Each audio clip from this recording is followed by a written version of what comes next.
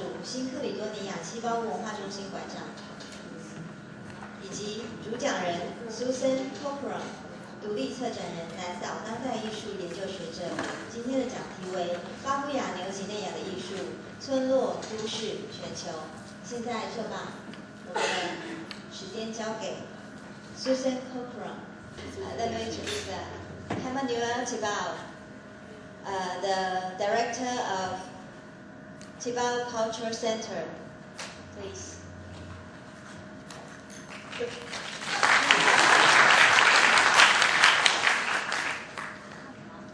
First, I would like to say hello to everyone, and thank you for inviting us here. It's very an honor for me to be here and present the work of Susan Cochrane that I know very much, as she was the curator for the Kanak Contemporary Art in the Tjibaou Cultural Center.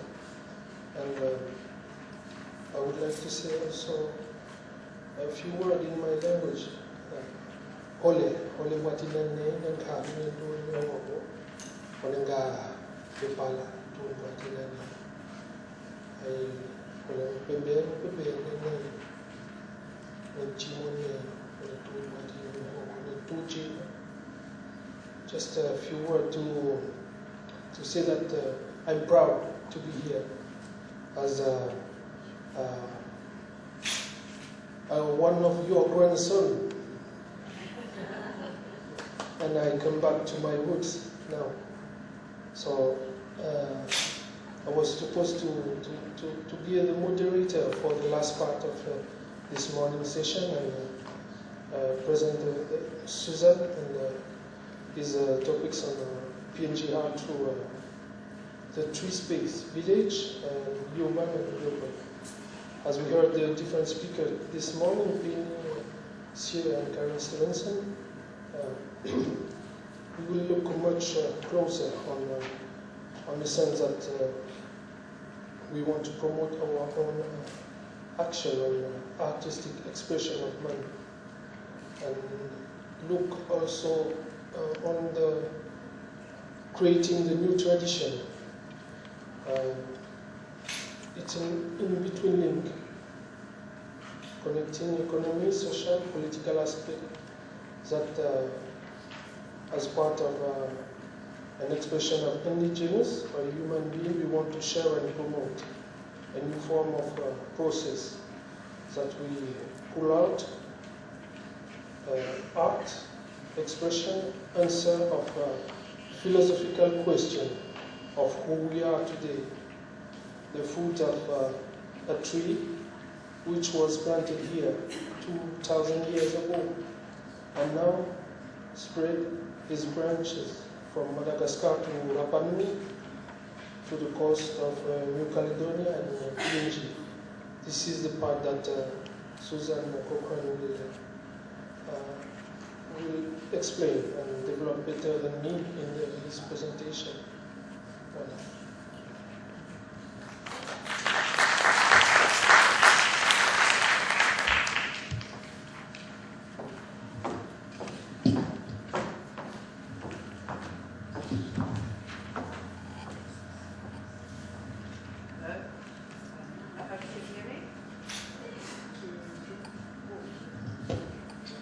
Better. Good afternoon, and I'm delighted to be back again at the Cochrane Museum of Fine Arts. It was a great privilege and pleasure to be invited here, first of all, in 2006 to share with the Cochrane Museum of Fine Arts and the Tjibaou Cultural Center the research and preparation for the first exhibition across oceans and time, Art in the Contemporary Pacific. And I thank you very much for your generosity and interest in my work to invite me back on several occasions. And look forward to continuing this dialogue, and especially to acknowledge the continuing artistic dialogue and cultural exchange that has been taking place since 2007 between New Caledonia and the Tjibaou Cultural Center and the Cochrane Museum of Fine Arts. My talk today is about my country, Papua New Guinea. Although I don't look like Papua New Guinean, I was born there and I grew up there. Yes, well, you know, there are some white Papua New Guineans too. I have consistently worked on contemporary art projects with Papua New Guinean peoples since the mid-1980s. So it's quite a long while. And I have recently a new book production called Living Art in Papua New Guinea that started off being an exhibition and turned into a book. This presentation is based on two themes. That are the two themes the same in the book. The first of all, that there are 3 zones for the creation of art in the Pacific, and it doesn't matter. My example is Papua New Guinea, but Emmanuel will find the same examples true in New Caledonia, and other people will find the same true across the Pacific. There is the village zone. There is the urban, the city zone, which is totally different and has different demands and different roles for artists. And then there is increasingly the global zone, which is another area for interaction on the world stage. So my theme is village, urban, and global. And how do the artists act in these 3 different zones? Secondly, I want to introduce to you a very important word in Papua New Guinea, which is custom. And custom means more than tradition, and we will come to that soon in my talk. But if we say, just for the sake of simplicity at first, that all we have been talking about is traditional art and art of the past and so on, that is the custom of our people, how does it interact with contemporary culture? Where are the points of intersection? How does tradition animate today's culture, and how does today's culture reflect on tradition? So these are the 2 themes that just keep flowing through the talk. Okay, so my first point is that in Papua New Guinea today, there is not one single Papua New Guinea culture. In Taiwan today, there is not one single Taiwan culture. You know, if you are, you know, Han person or Hakka descendant, or whether you are Taiwan or Rukai or any other indigenous tribe, you have your own cultural perspective. So we are in a world where there are multiple contemporary realities. You and me and Emmanuel and Karen, and we are all here today, but we are all different. This can be reflected to my argument that there are multiple contemporary realities in Papua New Guinea. These are equally Papua New Guinea art. The traditional surfaces for Papua New Guineans to paint on is on their body, on their skin, on house boards, on masks, on canoe prows, and on all kinds of other objects. It is not on paper and canvas. However, Papua New Guinean artists are equally skilled and talented, like Daniel Waswas, who has been your guest here, at painting on canvas and expressing the joy that the Mekio dancers are celebrating in their festival. Sorry, something happened. Now, just a few words about Papua New Guinea, and I have written these things so most people know where Papua New Guinea is. It's just north of Australia. It is the largest Pacific nation, but only occupies half of the big island of Papua New Guinea. There are still 700 or more than 700 indigenous languages and different, so there are 700 different contemporary ways of life, if you like. Not all of Papua New Guinea is Austronesian. The oldest settlements date back similarly to Aboriginal in Australia, some 60,000 years, and that is old Papuan languages. However, the Austronesians, when they arrived, settled in different waves, the coastal and island populations that flowed through to the other archipelagos of Melanesia.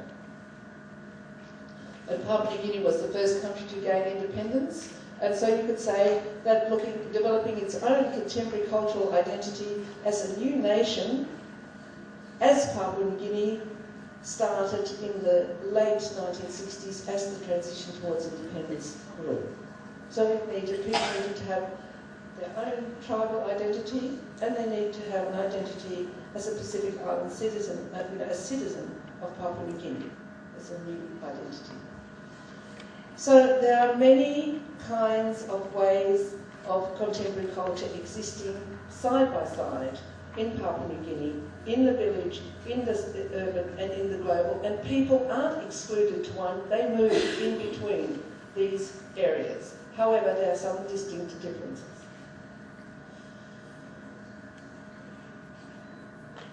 What's in the village?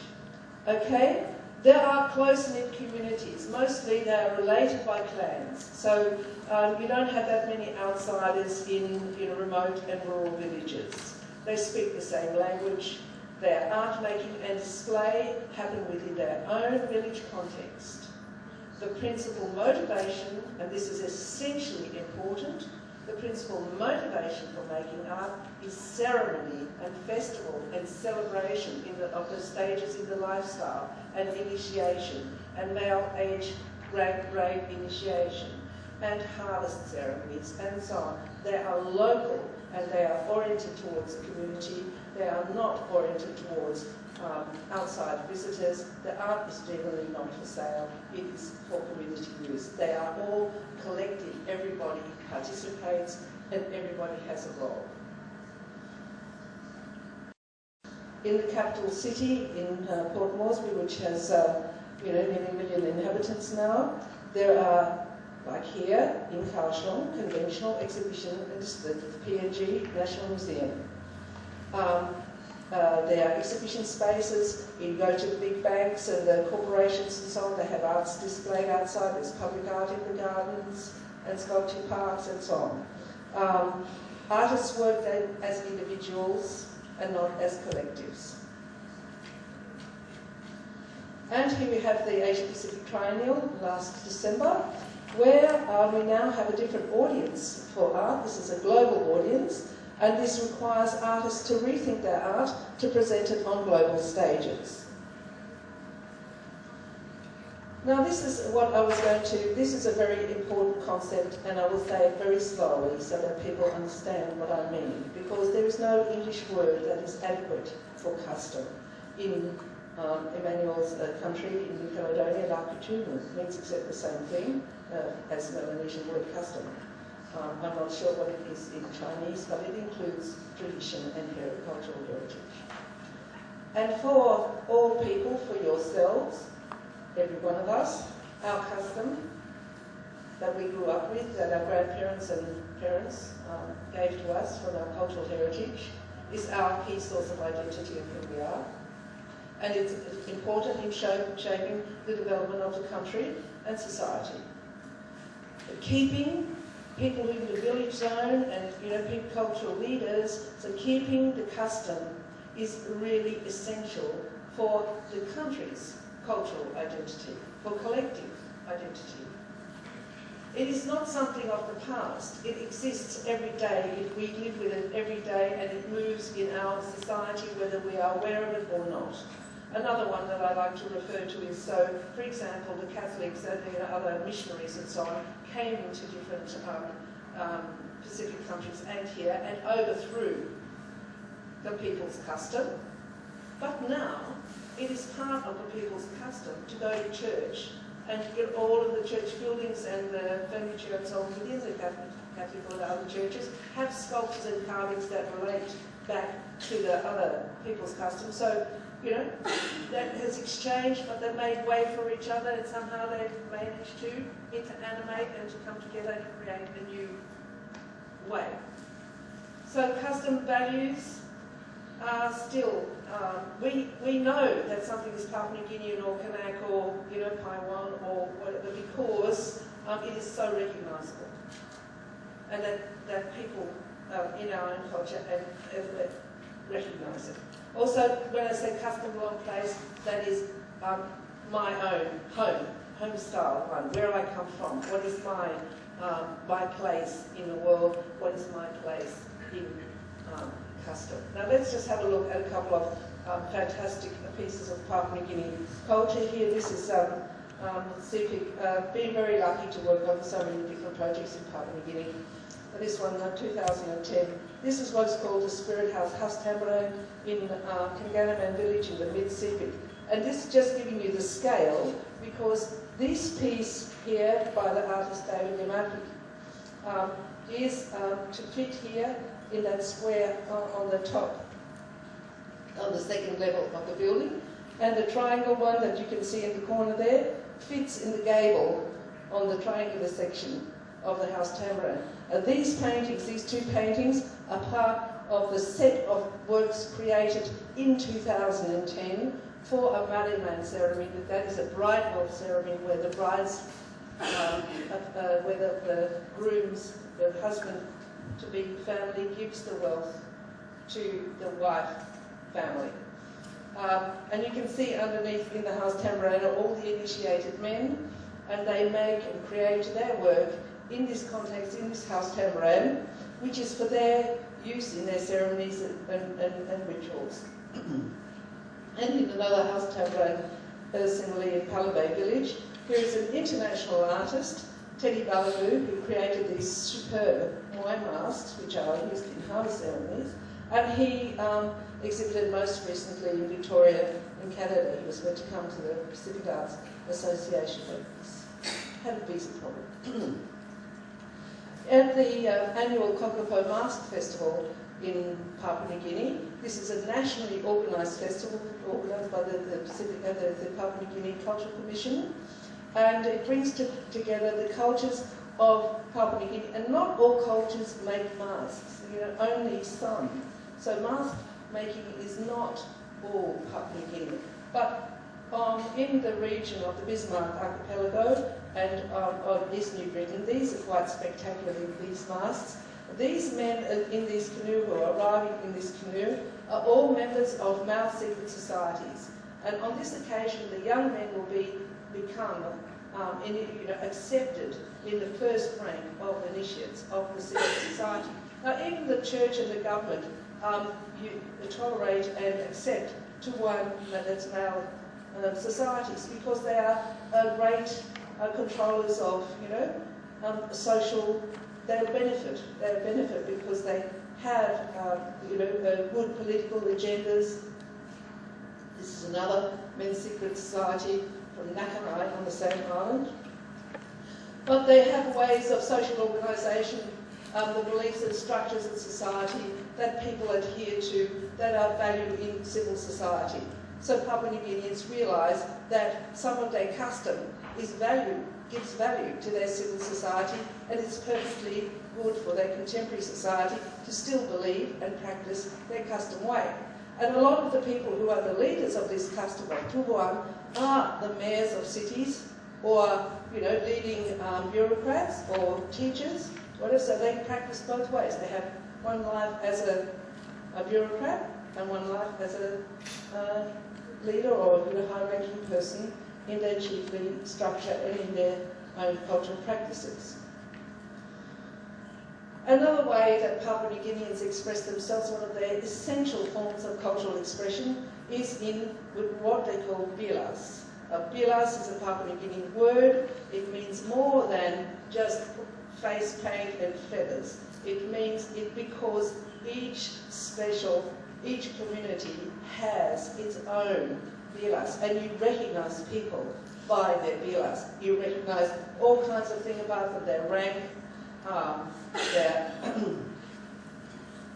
their marital status and the hierarchies and so on through what their bilas is. So we're not going to have time to go into any of these, that's why I introduced you to my book, which of course will cover many more of these things in action. Women equally are great makers. Women have an equal range of, very extensive range of precious and treasured objects that they make, including, we might think that brass skirt isn't a terribly important thing, but it is a very important thing. It takes a great amount of skill, technique, and so on to make it, and each one has particular symbols and insignia in it, and so do the string bags, the net bags that the women are wearing on their back. They are extremely significant in possessions in Papua New Guinea. And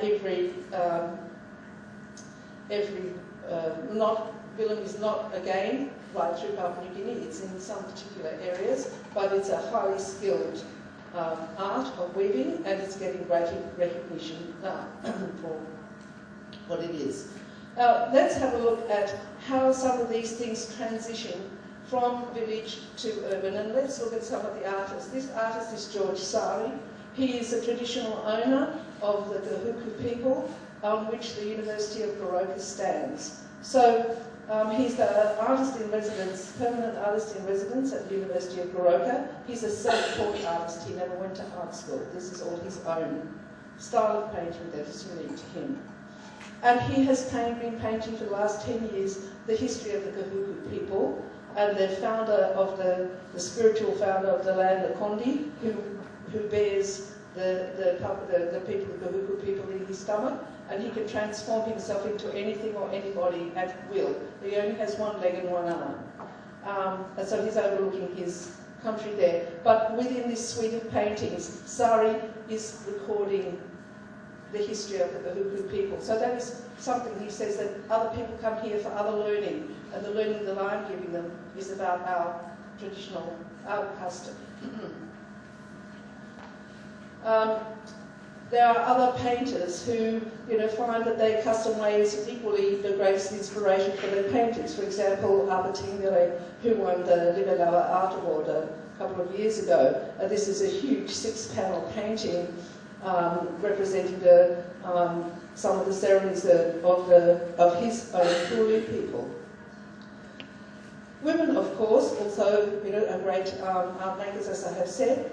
Wendy Cholai here, who's unfortunately passed away, but she is of the group here that's represented. She is a Soviet Vesna person, and this was taken at a Hiriwali festival a while ago. But her skirts, her inspiration for skirts is on how do urban women adapt to the lifestyle, how do village women adapt to urban lifestyle. So she made a series of skirts out of plastic bags. For example, Trukai rice skirt like this one, and the ones that she presented at the Asia Pacific Triennial in 1996. Now, as we have seen in this transition stage between urban and global, there are events that women and men like to become in. Miss this and miss that is very, very popular in Papua New Guinea. But what has been invented for that is that from the bilam, the woven bilam, which is a traditional object, people have started to make these, these remarkable creators have started to make bilam high fashion. So bilam high fashion, which is a totally Papua New Guinea thing, is now very popular, especially for Miss PNG contests. When we go now to the urban zone in downtown Port Moresby, how do people market their art?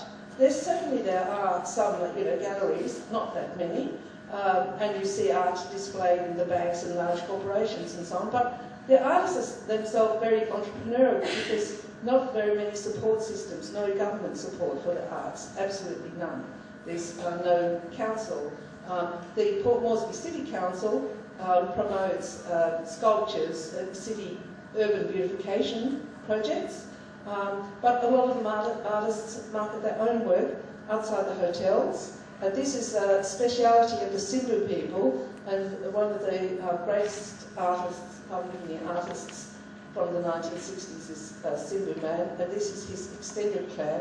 So this art market actually belongs to one clan who have moved from urban village to urban, and they have an urban clan. A lot of them don't even speak English. A lot of them have very little schooling, and they have found a way to make their living from art. And here is Kawagi, who is extremely well. Thank you very much, Emmanuel, for so many images from your collection. The Kawagi, who was an extremely eminent artist, unfortunately passed away in 2003, and he saw himself always in his own persona. He was a Cebu man, however, globally famous he became, and he had residencies in London and at Bayreuth University, and in Australia, and his work is sought after. He's highly collectible. It's an art style of narrative painting that he invented himself. However, a lot of it relates to his own custom, to history, how he perceives himself. And in this painting, which I've always been a particular favourite, this bird is in also Mantrue.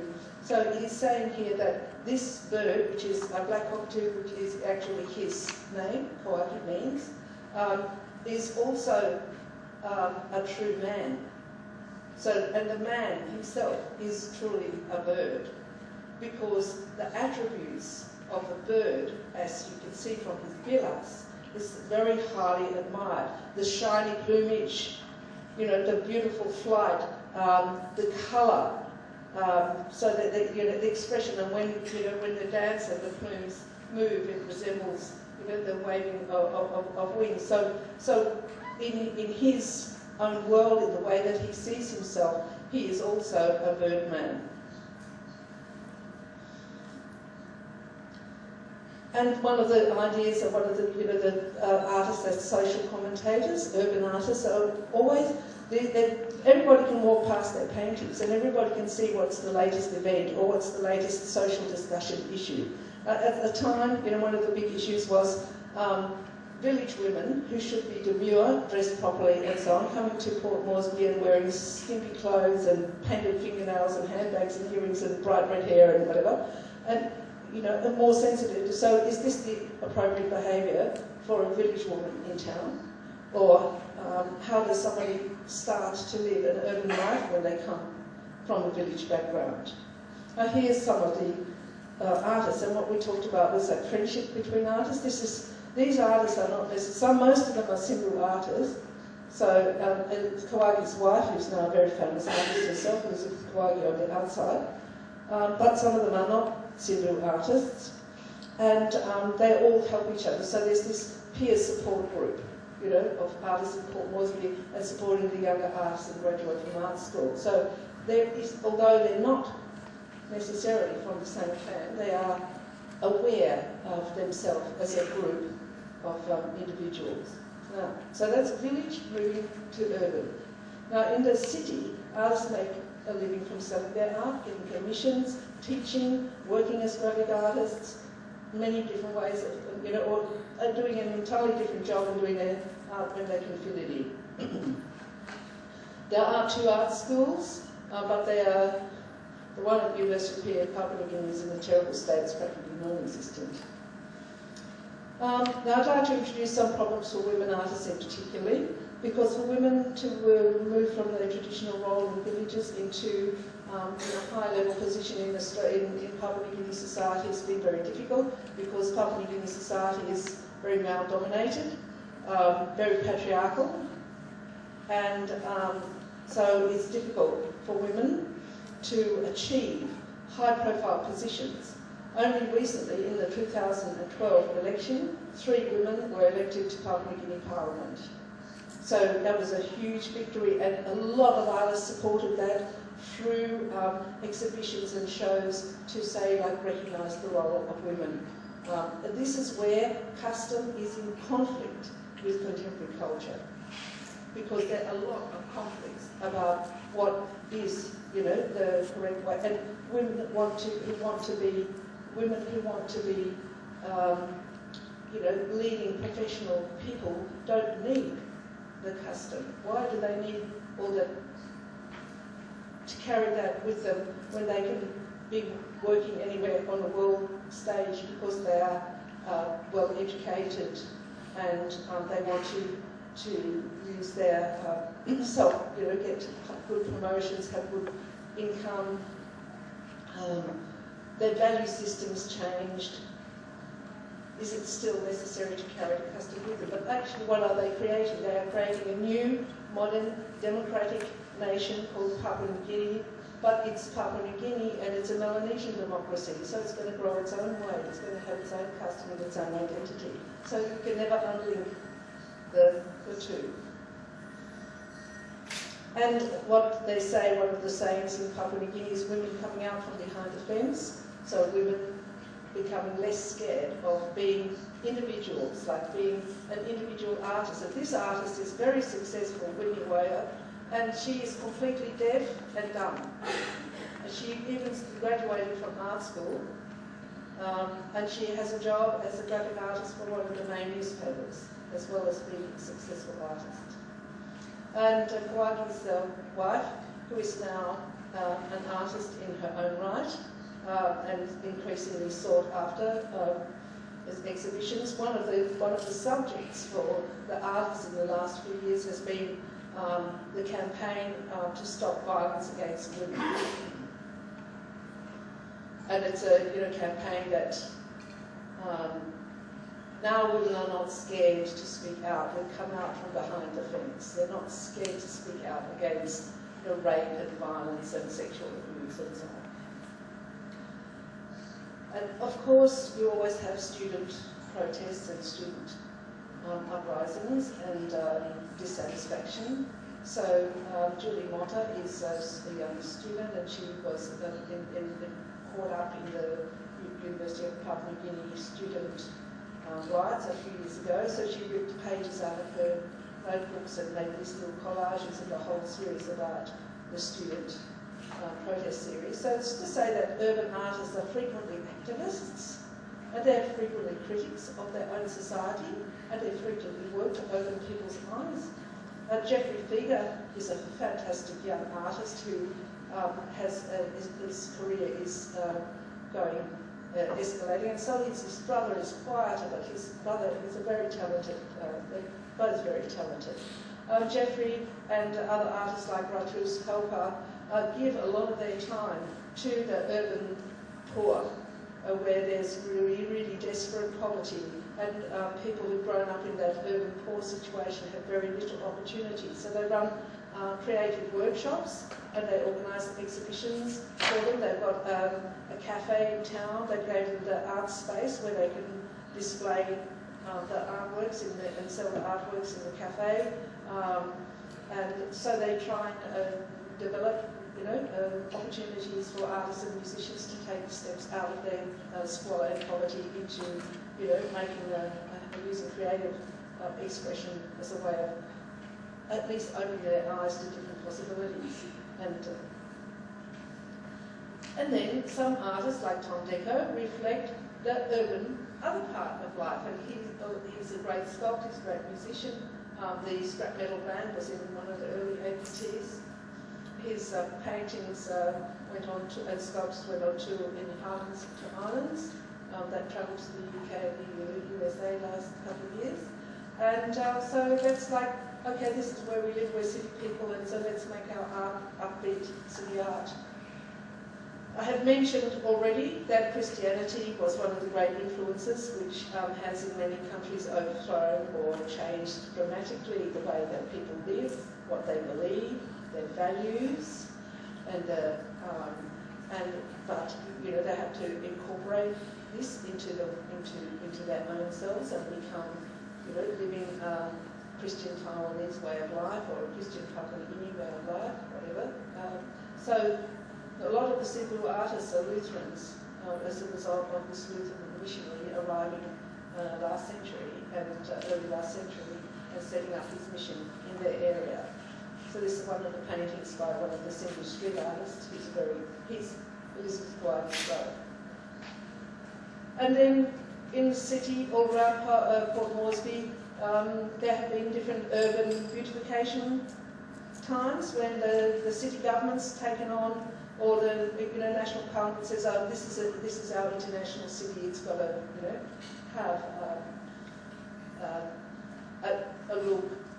It's got to have some Papua New Guinea-ness to its architecture, not just skyscrapers and so on, but we do have to recognise where we are, and as a capital city, we have to make some impression of contemporary art. So this is a really actually good public commissioning system in Port Moresby and at the airports and so on. So there's quite a lot of this public art commissioning.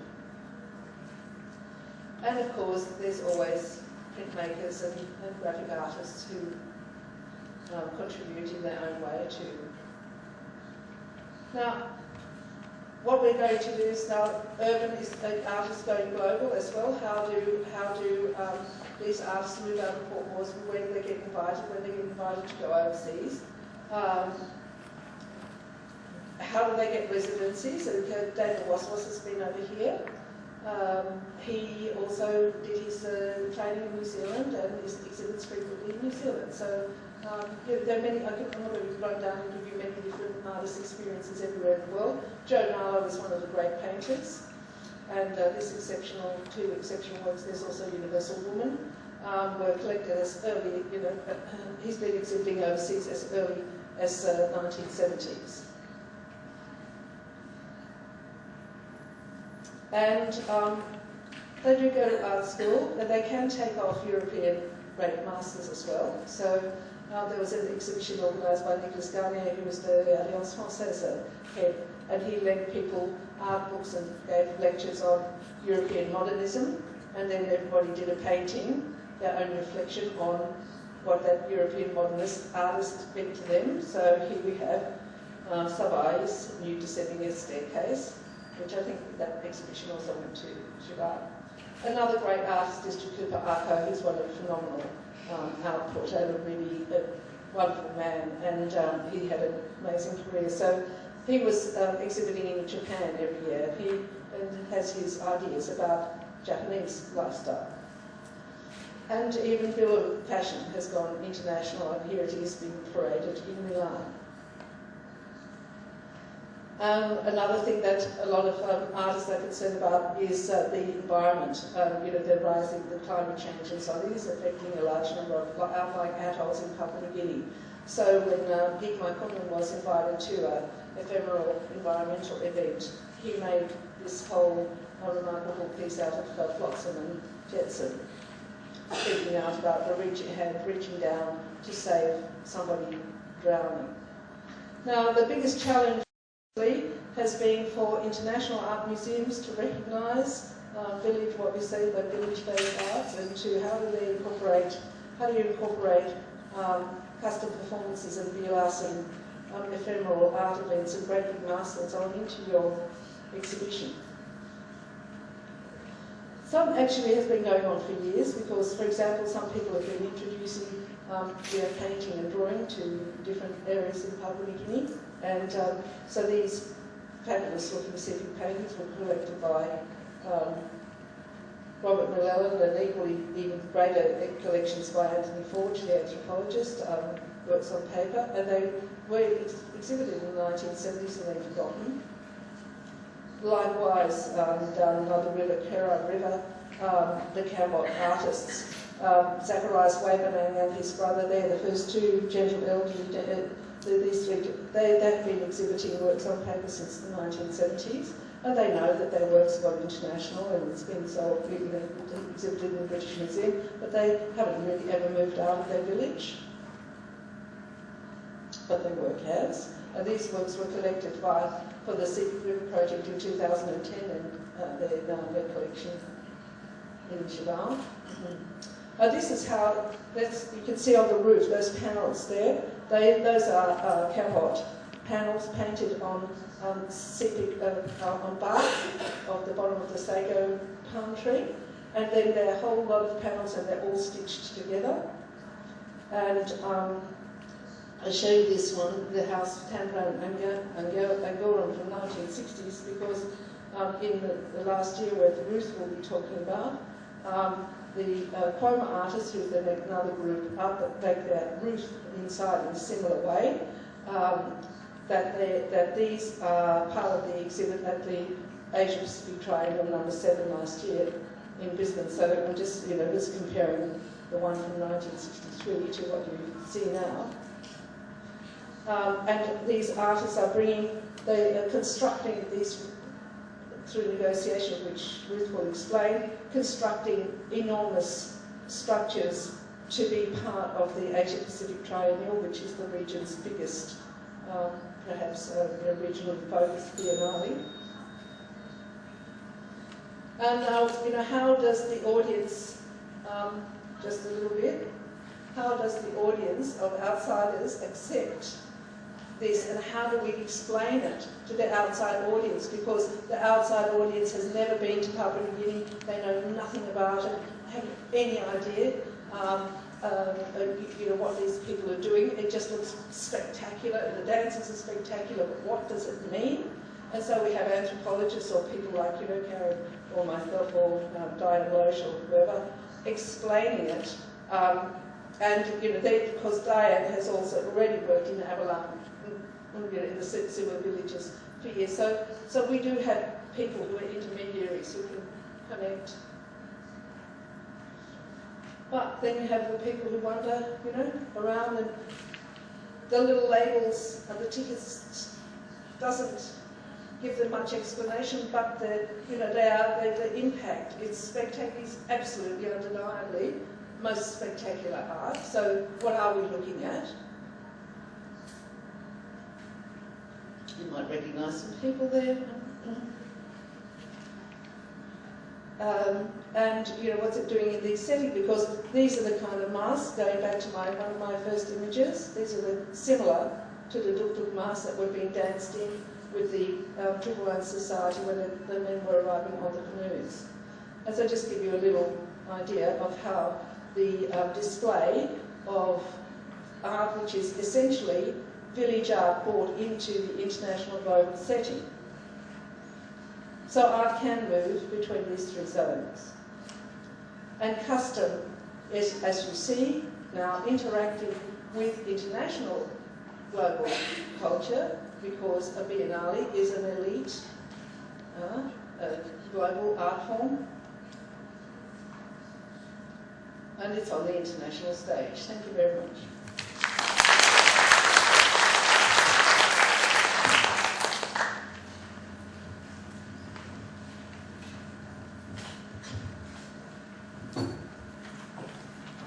Merci Suzanne.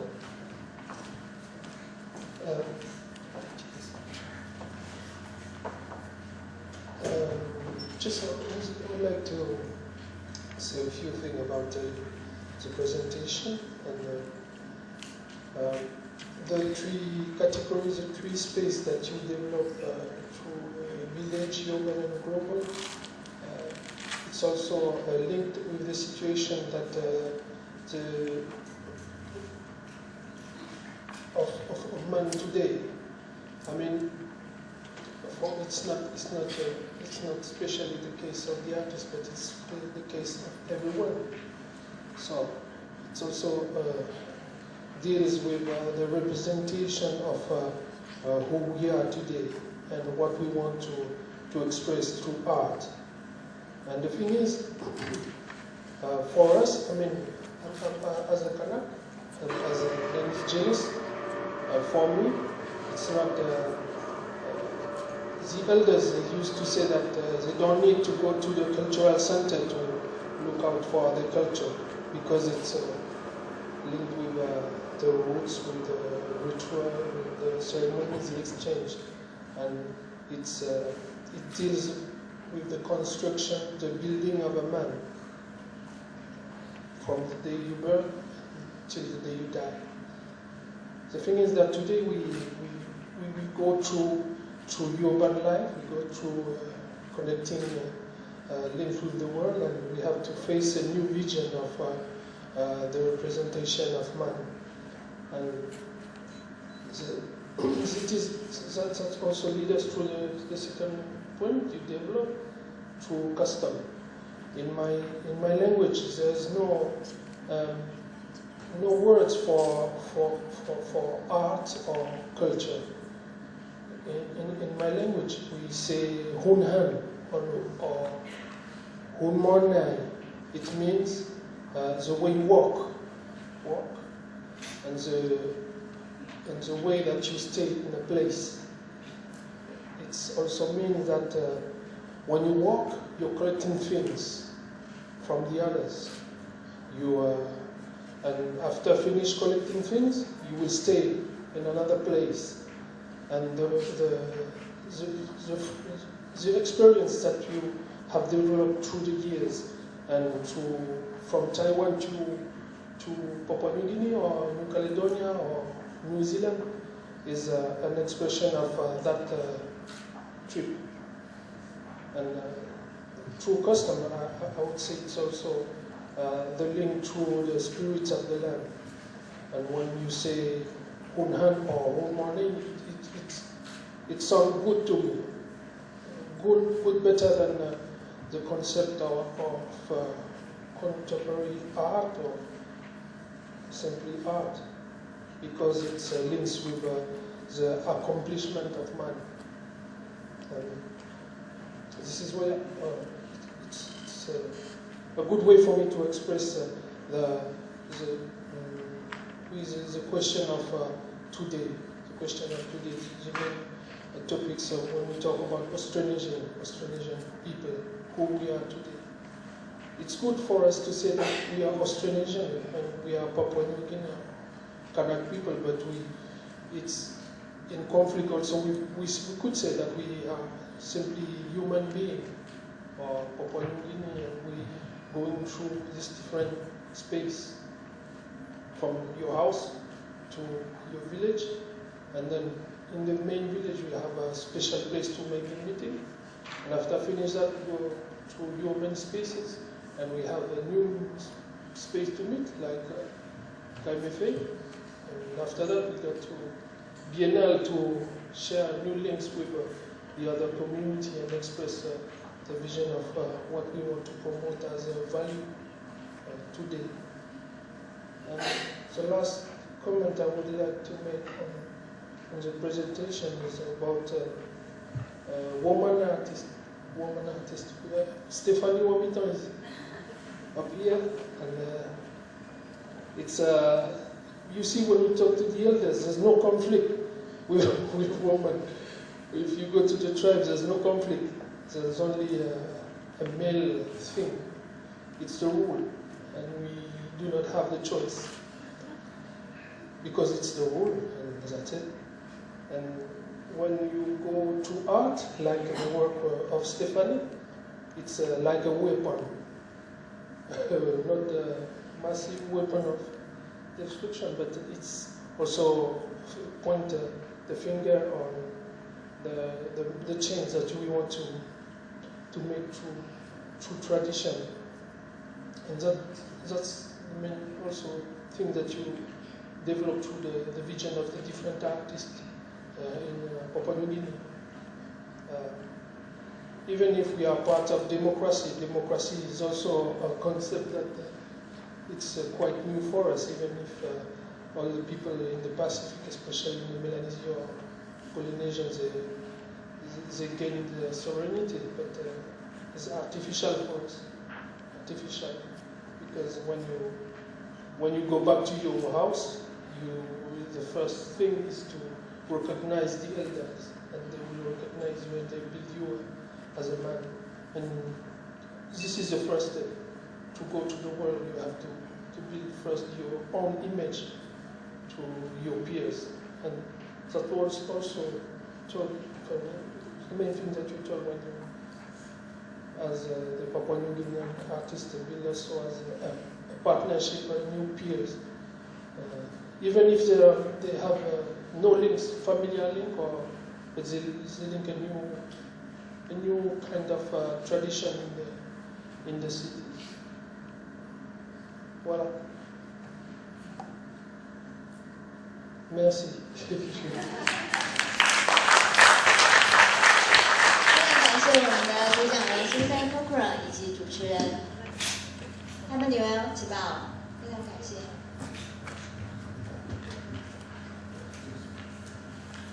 Yes, I would just like to say, if anybody is interested in the greater version of this talk today, this is this is an enhanced ebook, so it has many YouTubes and all kinds of links to gallery websites and so on, as well as being the book about living art in Papua New Guinea, Village Urban Global. So just a little book promotion.